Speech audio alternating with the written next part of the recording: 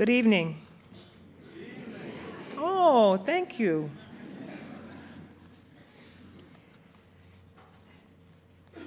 James Baldwin wrote one collection of poetry, Jimmy's Blues. It was first published in 1983, and last year, in honor of his 90th birthday, it was republished by Beacon Press.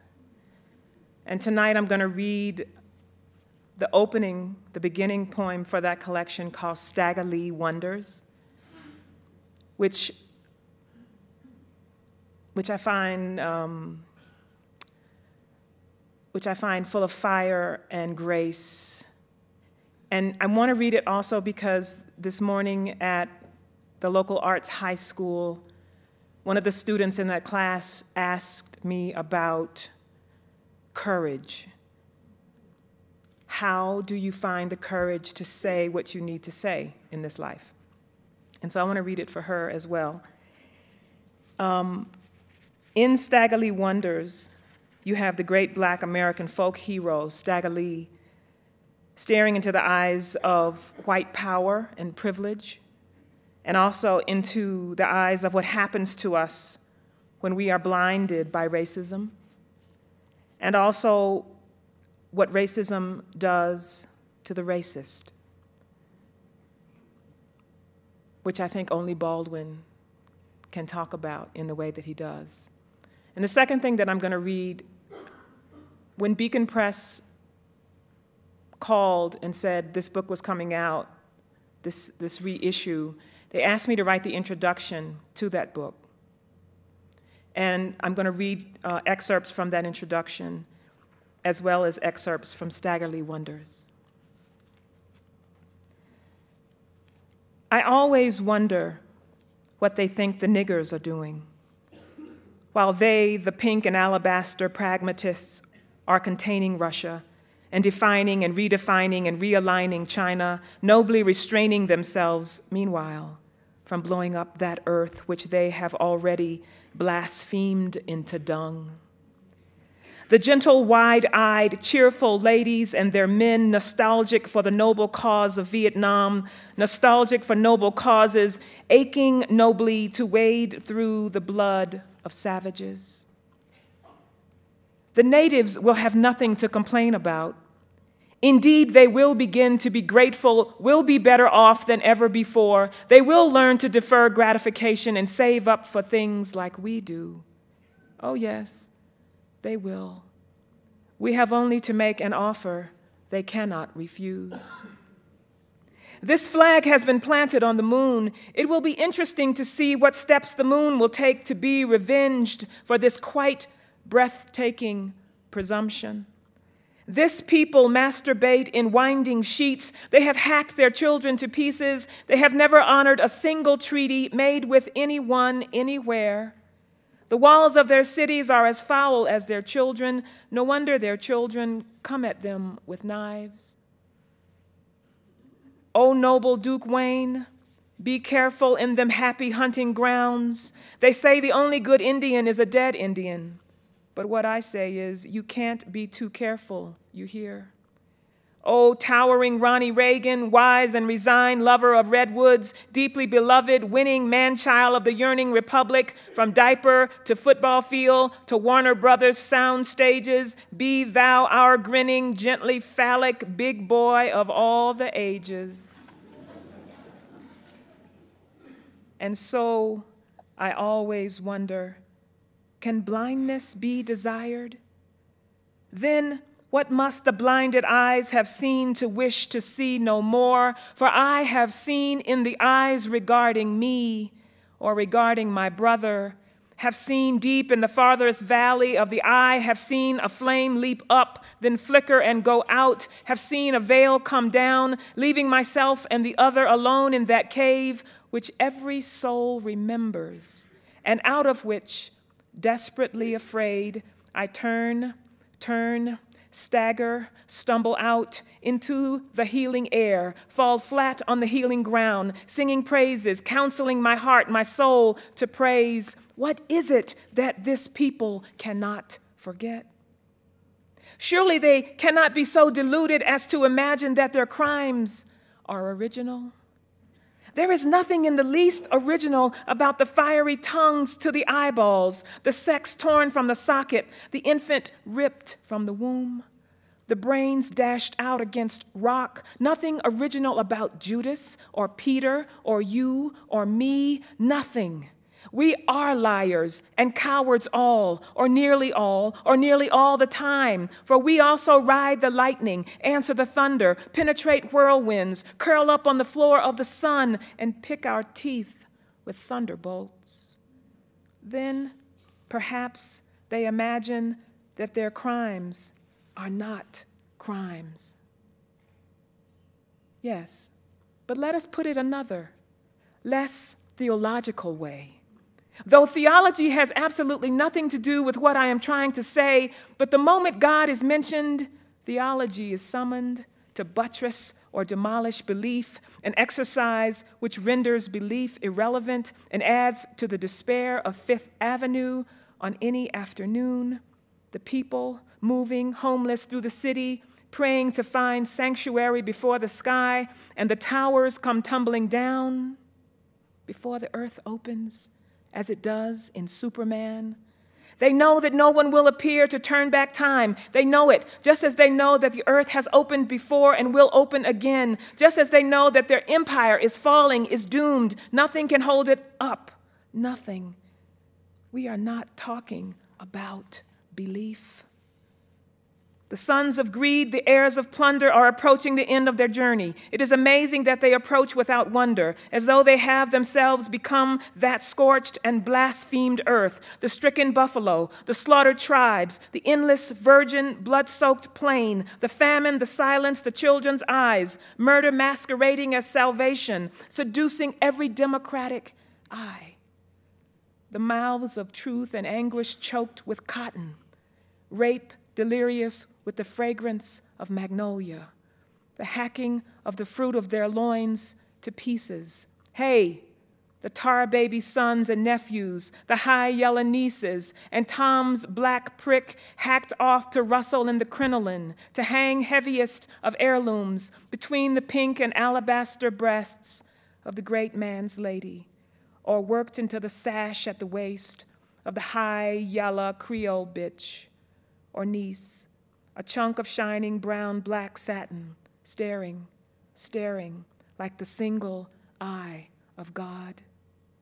Creation yearns to recreate a time when we were able to recognize a crime. Oh, I counsel you, leave history alone. She is exhausted, sitting, staring into her dressing room mirror and wondering what rabbit now to pull out of what hat, and seriously considering retirement, even though she knows her public dare not let her go. She must change. Yes, history must change. A slow, syncopated, relentless music begins, suggesting her re-entry, transformed, virginal as she was in the beginning, untouched as the word was spoken, before the rape which debased her, to be the whore of multitudes, or as one might say, before she became the star, whose name above our title carries the show. Making history the patsy, responsible for every flubbed line, every missed cue, responsible for the life and death of all bright illusions and dark delusions. Lord, history is weary of her unspeakable liaison with time. For time and history have never seen eye to eye. Time laughs at history, and time again, time traps history in a lie. But we always somehow manage to roar history back on stage, to take another bow, to justify, to sanctify the journey until now. Time warned us to ask for our money back and disagreed with history as concerns colors white and black. Not only do we come from further back, but the light of the sun marries all colors as one.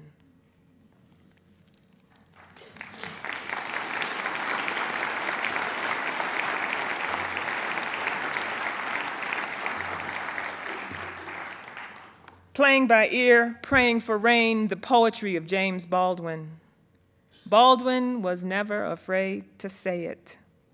Black, gay, bejeweled, eyes like orbs searching, dancing, calling a spade, in magazines and on the black and white TV of my youth, Baldwin deep in thought and pulling drags from his companion's cigarettes, looking his and our danger in the face and never backing down. Baldwin was dangerous to everybody who had anything to hide. Baldwin was also the priceless inheritance to anybody looking for manumission from who they didn't want or have to be. Gracious and tender, a man who had no idea or concept of his place, who nurtured conversation with Black Panthers and the white literati all in the same afternoon.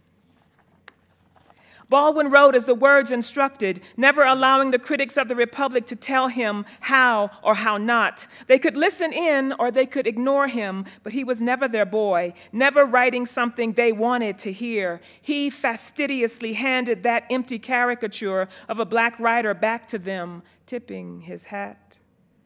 Baldwin, as poet, was incessantly paying attention and always leaning into the din and hum around him, making his poems from his notes of what was found there, making his outlines, his annotations, doing his jotting down, writing from the metal and marginalia of his life, giving commentary, scribbling, then dispatching out to the world what he felt and felt about that world. James Baldwin, forever licking the tip of his pencil, preparing for more calculations, more inventory, moving, counting each letter being made inside the abacus of the poem. When the writer Cecil Brown went to see James Baldwin in Paris in the summer of '82, he found him busy writing poems. Brown reports that Baldwin would work on a poem for a while and then stop from time to read one aloud to him. Staggerly Wonders was one of those poems. Brown wrote in his book, Staggerly Shot Billy, Baldwin felt that Black men in America, as the most obvious targets of white oppression, had to love each other, to warn each other, and to communicate with each other if they were to escape being defined only in reaction to that oppression. They had to seek and find in their own tradition the human qualities that white men, through their unrelenting brutality, had lost. End quote. I do not believe James Baldwin can wholly be read without first understanding white men and their penchant for tyranny and unrelenting brutality. If you read Baldwin without this truth, you will mistake Baldwin's use of the word nigger as how he saw himself instead of that long-suffering character imagined, invented, and marched to the conveyor belt as if it was the hanging tree by the founding fathers of the Republic in order that they might hold on for as long as possible to, quote, the very last white country the world will ever see. Baldwin said that. Baldwin wrote poetry because he felt close to this particular form and this particular way of saying. Poetry helped thread his ideas from the essays to the novels, to the love letters, to the book reviews. I believe Baldwin saw himself more poet than anything. The way he cared about language, the way he believed language should work, the way he understood what his friend and mentor, the great American painter Beaufort Delaney, had taught him, to look close, not just at the water, but at the oil sitting on top of the water.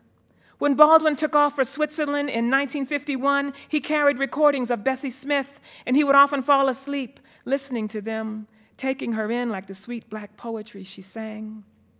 Whenever Baldwin abandoned the music of who he was and how that sound was made, he momentarily lost his way. When he lost his way, I believe it was poetry that often brought him back. I believe he wrote poetry throughout his life because poetry brought him back to the music, back to the rain, the looking close, the understanding and presence of the oil on top of the water. Compression, precision, the metaphor, the riff and shout, the figurative, the high notes, the blues, the reds, the whites, this soaking up, that treble clef bass. Baldwin could access it all and did with poetry. In several of his last interviews, you hear James Baldwin repeat something you know is on his mind as he grew older. He said, "You know, you learn how little you know." This Black man of the Black diaspora, born in 1924, the same year that J. Edgar Hoover was appointed the new director of the FBI. Studs Terkel asked Jimmy Baldwin after Baldwin's first 20 years as a writer, "Hey, who are you now?" Baldwin answers, "Who indeed? Well, I may be able to tell you who I am, but I am also discovering who I am not. I want to be an honest man. I want to be a good writer. I don't know if one ever gets to be what one wants to be. You just have to play it by ear and pray for rain."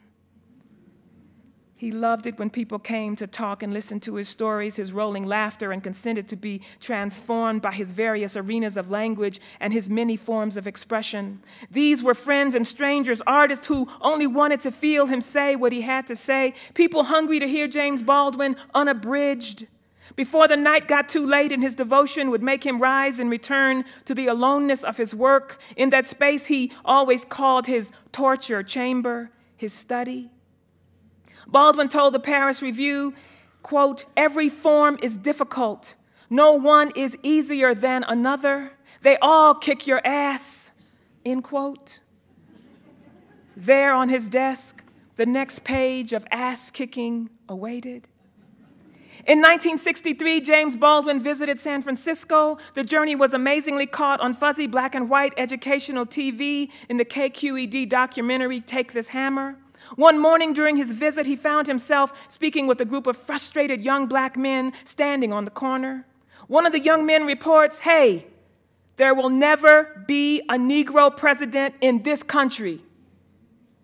Baldwin asks him why he believes this. The young man responds, hardly catching his breath, "Hey, we can't get jobs. How are we going to be a president?"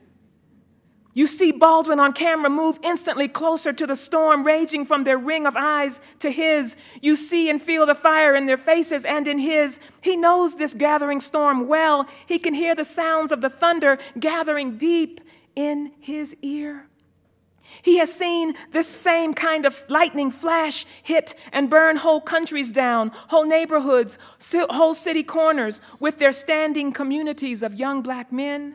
He himself has been soaked in this despair before. His inclination is to lead them away from the storm, but he's in the storm too, and he won't lie to them like everybody else has lied. He looks at them with the greatest love. He can see the oil in the water on their cheeks. He says, there will be a Negro president. It will not be the country we are sitting in today. It begins to rain. It doesn't really, but that's what the scene feels like to me through the camera's grainy lens. 50 years away from Baldwin and that circle of beautiful young black men wanting what other young men wanted, there on that San Francisco street, it begins to rain, I tell you. At first a light drizzle, and next a pounding torrent, great sheets of great water, slanted and falling down from the open sky. Baldwin was never afraid to say it because Baldwin saw us long before we saw ourselves.